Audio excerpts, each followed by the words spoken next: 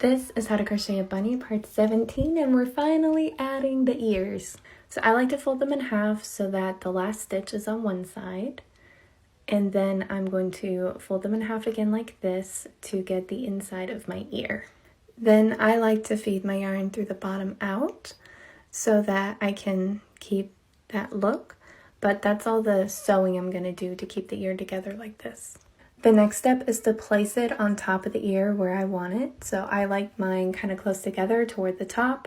Once I like the placement, I just take my needle and I look where the yarn is coming out of, and I go straight down into the main body and then back out where I think the next stitch is going to go. Now that doesn't mean that the next stitch has to go there, it's just the general direction. So in this case, I'm working clockwise.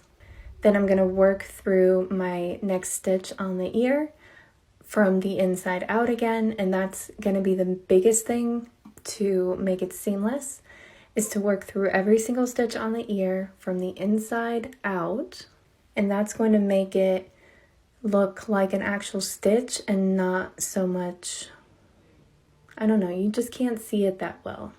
And then by lining up the yarn where it comes out of and going directly into the head, you're hiding that seam even more. The other key thing is to not care where it goes into in the main body.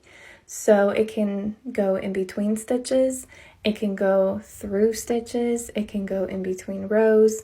It doesn't really matter, because as long as it's going into the main body and out of the main body in a different location, it's going to be secure. These are just some tips and tricks that I figured out over time.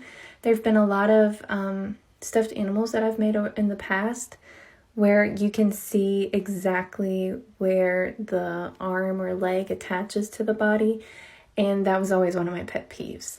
By working through from the inside of the limb to the outside and then into the body has been the only way that I like it. But essentially I'm going to do that all the way around, and I check the placement after every single stitch to make sure I still like it, and then that's it. I really hope you enjoyed this series. I can't believe it was 17 parts, but I hope it was of value to someone. I know I've been getting comments that have been very, very sweet, and I appreciate all of them. And I'll get back to regular content now, tomorrow. But if you enjoyed it, be sure to like and follow. I post stitch tutorials and project tutorials every single day on my page. If you'd like to request something, you can leave that in the comments of any of my videos. Have a nice day!